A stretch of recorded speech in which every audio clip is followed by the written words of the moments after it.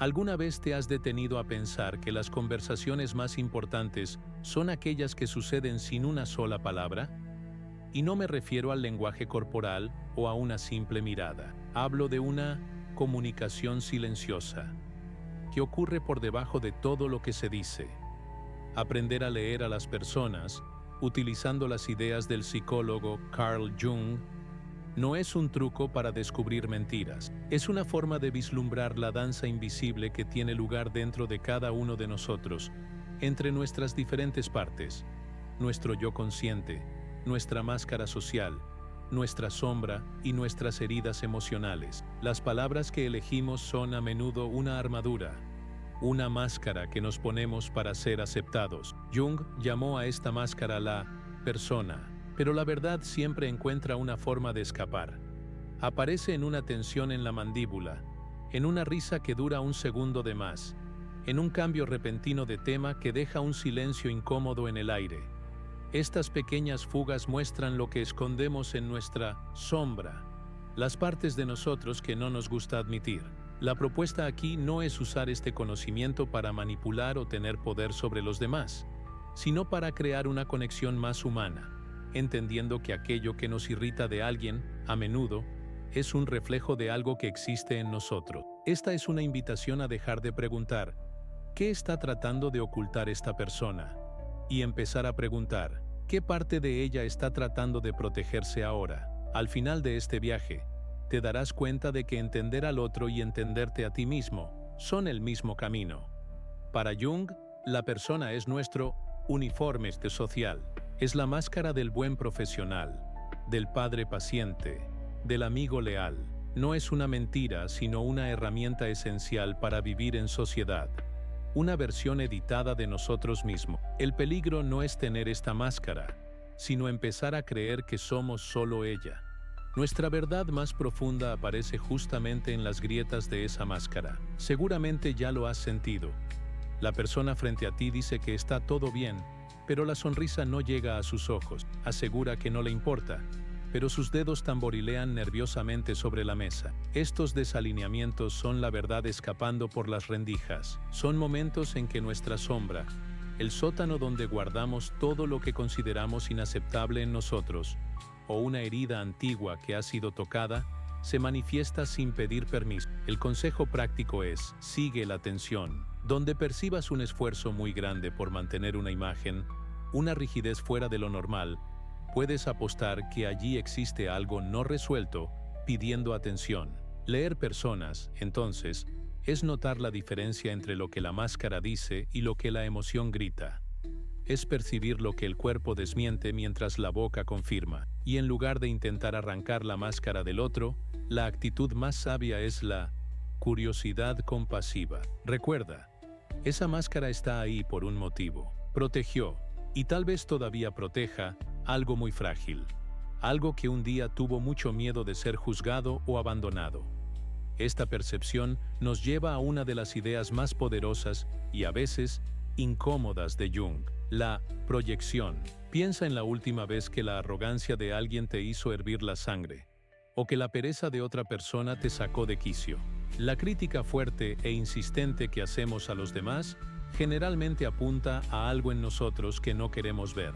Jung decía que proyectamos en los demás las características que son incompatibles con la imagen que tenemos de nosotros mismos. Es mucho más fácil ver la codicia del mundo que admitir la nuestra.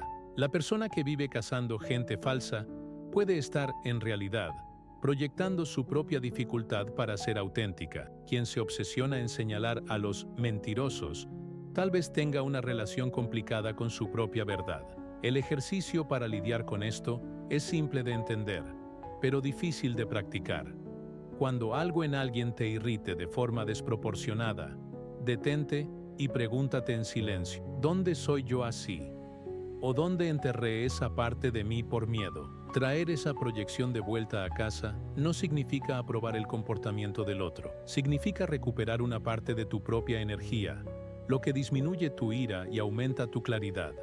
Leer a las personas a través de la proyección es, en gran parte, leerte a ti mismo en el espejo que el otro se ha convertido.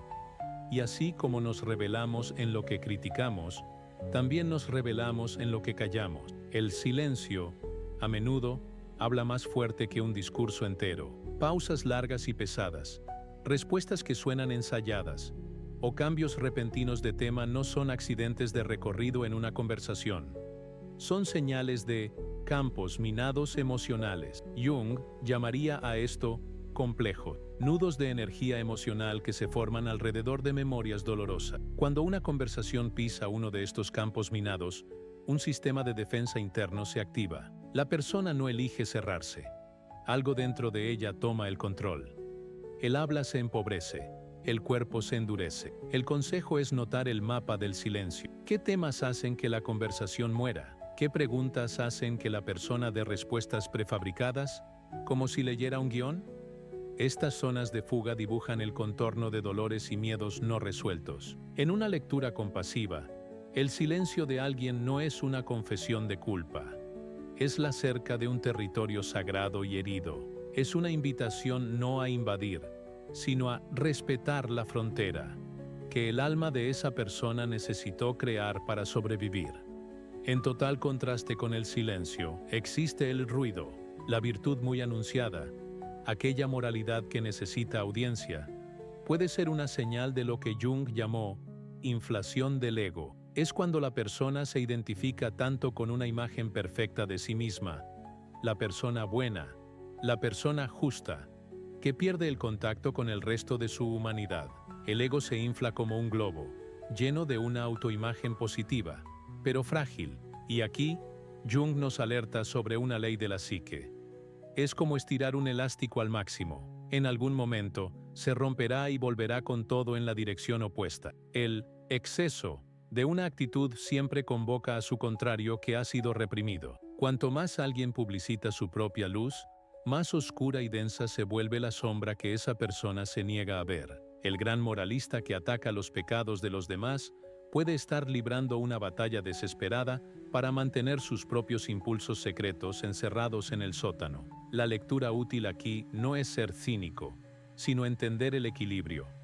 Donde haya un exceso de propaganda de perfección, busca la parte humana, fallida y real que está siendo desesperadamente escondida. Esa lucha por mantener una imagen perfecta nos lleva directamente al autoengaño. Frases como "estoy genial" o "no me importa en absoluto", cuando se dicen con una firmeza exagerada, son más que palabras, son mantras de defensa que, de tanto repetirse, acaban convirtiéndose en una verdad fabricada. Para Jung, nuestras heridas emocionales, los complejos, cobran vida propia. Pueden pensar por nosotros, distorsionando nuestras memorias para mantener nuestro ego seguro y lejos del dolor. La persona que fue abandonada puede empezar a sabotear todas sus relaciones, contándose a sí misma la historia de que prefiere ser independiente, cuando, en realidad, solo está huyendo del fantasma de aquel dolor antiguo.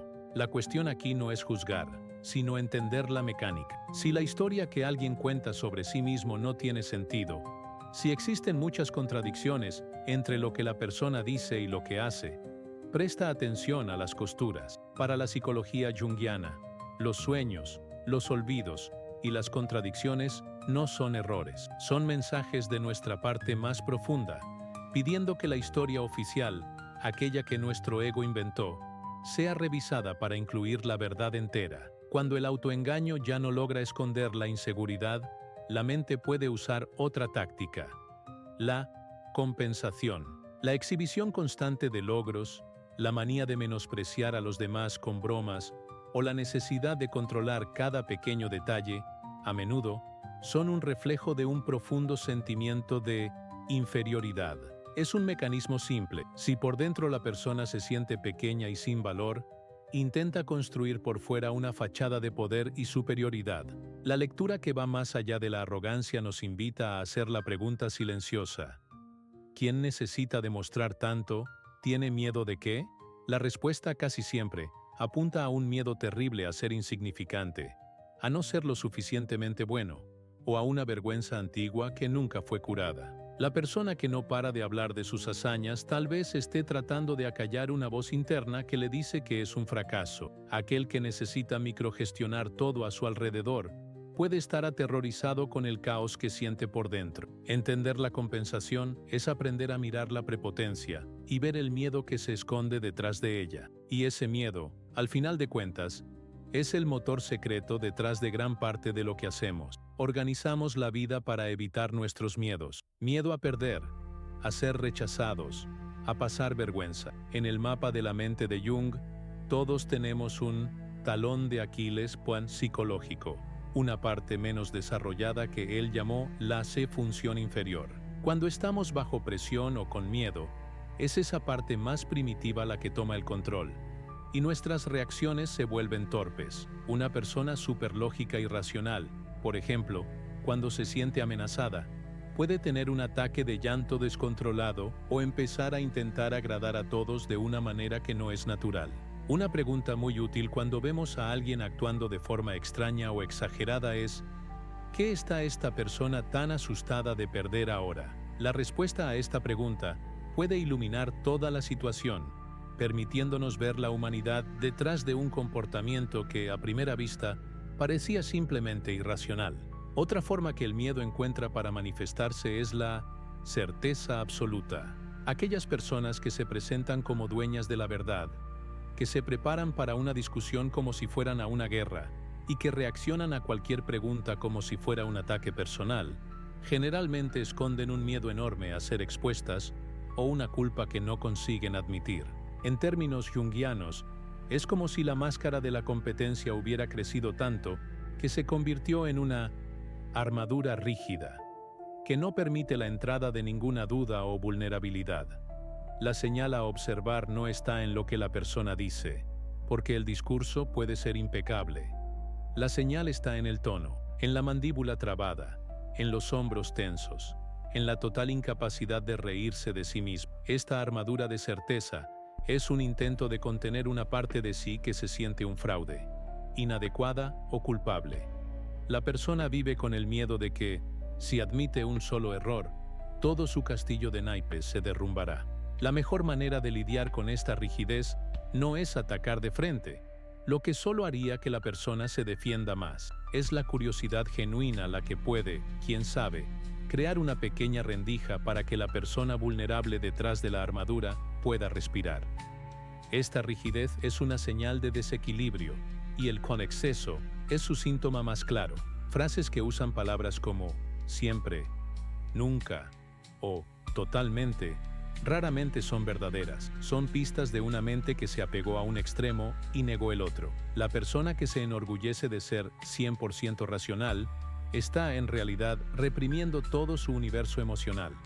Y como ya vimos con el elástico, la psique busca el equilibrio. La emoción que fue reprimida por tanto tiempo, en algún momento vuelve, y generalmente vuelve con la fuerza de una inundación. Por lo tanto, cuando escuches una afirmación exagerada, entiéndela como una flecha apuntando directamente a la duda que fue silenciada, a la parte de la personalidad que fue sacrificada en nombre de una identidad más simple y segura. El volumen de la afirmación suele ser del tamaño del miedo que la persona tiene de mirar a su opuesto. Esa necesidad de actuar no se limita a las ideas, puede apoderarse de la vida entera. El show en constante, la transformación de cada café y cada paseo en contenido para las redes sociales, revela una dependencia de la máscara. Es una adicción a ser visto, que se vuelve más importante que simplemente ser.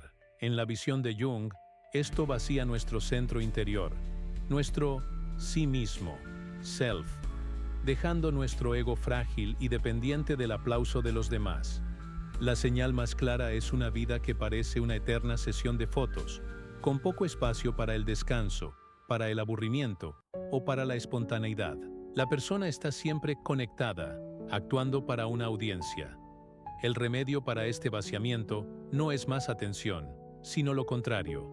Momentos de soledad productiva, de silencio, de contacto con la naturaleza o con el arte.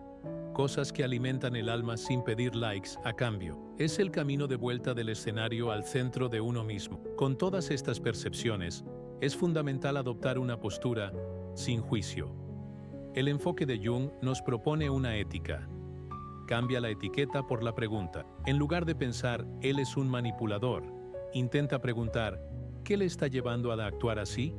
Este pequeño cambio transforma todo. Disminuye la ira y nos permite poner límites de forma más tranquila y eficaz. Leer a las personas no es un superpoder para usar como arma. Es una responsabilidad. Exige que nos convirtamos en un espejo que refleja lo que ve con claridad, pero sin distorsionar con juicios. El objetivo no es diagnosticar a los demás, sino entender la danza de las fuerzas que actúan en todos nosotros, para que podamos navegar por la vida con más sabiduría. Es usar el conocimiento para conectar, no para separar. Y es crucial recordar que detrás de muchas opiniones fuertes y lógicas, existe un dolor. La razón a menudo es solo la guardaespaldas de una herida antigua. Para Jung, nuestras heridas están cargadas de emoción. Nuestra mente lógica viene después, construyendo argumentos para proteger ese dolor. La persona que defiende a capa y espada la idea de que no se puede confiar en nadie, no llegó a esa conclusión leyendo filosofía. Probablemente llegó allí a través de una experiencia de traición que la rompió por dentro. Al intentar entender a alguien, especialmente cuando la persona es muy rígida en sus creencias, pregúntate, ¿qué fue lo que se rompió aquí? ¿O qué sentimiento juró esta persona nunca más sentir? Encontrar el dolor detrás de la lógica no invalida el argumento, sino que lo coloca en su verdadero lugar. Una armadura protegiendo un corazón herido. La verdadera medida del carácter de una persona no está en cómo trata a quien está arriba, sino en cómo trata a quien parece estar abajo. Un ego inseguro necesita menospreciar a los demás para sentirse grande. En cambio, un ego saludable, que sirve a un propósito mayor, logra ofrecer compasión y fuerza ante la fragilidad. La forma en que alguien reacciona a la vulnerabilidad, la suya propia o la de los demás, es un termómetro preciso de cuán en paz está esa persona con sus propias fallas. Quien no tolera debilidad en los demás, probablemente está aterrorizado con la suya. Quien logra acoger la fragilidad de alguien, muestra que ya aprendió a acoger la suya. Presta atención a cómo actúan las personas cuando creen que nadie importante está mirando. Es ahí donde aparece la verdad. Esa necesidad de sentirse importante nos lleva al hambre de atención, aquel grito constante de «mírenme», ya sea a través de un drama exagerado o de una promoción infinita de sí mismo, a menudo tiene raíces en la infancia. Puede ser el niño interior que un día se sintió invisible y que ahora busca los focos del mundo para asegurarse de que existe. Desde el punto de vista de Jung, la cura no está en conseguir más atención de fuera, lo que nunca satisface de verdad. La cura está en, como adulto, aprender a darse esa atención y ese reconocimiento a su propio niño interior. Es una invitación a cambiar la búsqueda de una gran audiencia por la construcción de unos pocos lazos verdaderos, donde ser visto de verdad por una persona se vuelve infinitamente más valioso que ser aplaudido por una multitud. Y si por un lado buscamos admiración, por otro, lidiamos con la envidia. Cuando te descubras menospreciando o criticando el éxito de alguien con mucha frecuencia, puede que estés ante tu sombra dorada. Este concepto se refiere a nuestro mejor potencial, nuestro oro interior, que por miedo o por no sentirnos merecedores, escondemos de nosotros mismos y pasamos a verlo solo en los demás. No envidiamos lo que los demás tienen. Envidiamos lo que creemos que no podemos ser. La envidia, entonces, es un mensaje distorsionado de nuestra alma, mostrándonos lo que echa de menos. En lugar de intentar apagar el brillo del otro, el camino del crecimiento es traer esa cualidad de vuelta a ti. Primero, nombra exactamente lo que admiras de esa persona. ¿Es la valentía? ¿La creatividad? ¿La disciplina? Luego, piensa en pequeños pasos, microacciones que puedes tomar para cultivar esa misma cualidad en tu propia vida.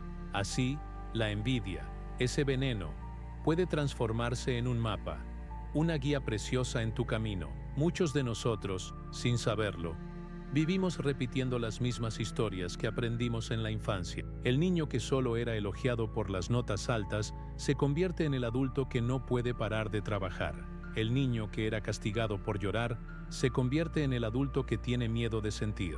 El adulto que vive en una performance sin fin puede estar aún intentando ganar el amor condicional de sus padres. En términos técnicos, Jung llamaría a esto transferencia. Proyectamos las figuras de nuestro pasado en las personas de nuestro presente y reaccionamos a ellas como si aún fuéramos aquel niño. La práctica que nos libera es conectar el detonante de hoy, la situación que dispara aquella reacción exagerada, con la primera vez que nos sentimos de esa manera, allá atrás. Al traer esa conexión a la conciencia, ganamos la oportunidad de, finalmente, darle un final diferente a esa vieja historia. Estas historias antiguas se manifiestan como patrones. Desaparecer cuando una relación se pone seria. Trabajar hasta el agotamiento para no tener que lidiar con la vida personal. Saltar de un interés a otro sin nunca profundizar en nada. Estos patrones no son fallas de carácter. Son síntomas que cargan un símbolo. Son, al mismo tiempo, las murallas que construimos para no sentir un dolor antiguo y una petición de ayuda de nuestra alma. En lugar de juzgarnos por ellos, podemos tratarlos como mensajes a ser descifrados, mantener un diario sobre cuándo aparecen estos patrones, prestar atención a los sueños o incluso conversar con esa parte de nosotros que actúa en piloto automático, son herramientas poderosas. El objetivo es siempre el mismo: salir del modo de defensa automática y caminar en dirección a una vida más consciente e íntegra. El proceso que Jung llamó individuación. Al final de cuentas, todo lo que vemos en el otro es un espejo de algo en nosotros. La jornada para entender a las personas, a través de las lentes de Jung, nos invita a cambiar el juicio por la curiosidad y por la integración. Es un camino que nos enseña a ver la máscara, a nombrar el miedo detrás de ella y a honrar la herida que protege. Al hacer esto por el otro, inevitablemente lo hacemos por nosotros mismos. El poder se transforma. Deja de ser leer para tener ventaja y se convierte en leer para conectar. La invitación final es a la práctica. Hoy, observa un pequeño patrón en alguien, una pequeña grieta en la máscara. En silencio, pregúntate qué miedo puede estar detrás de ese gesto. Intenta traducir aquel comportamiento en una necesidad no atendida. Y entonces, simplemente observa lo que cambia dentro de ti. Las máscaras nos protegen. Los patrones confiesan nuestros dolores, y la sombra, en todos nosotros, solo pide un poco de luz.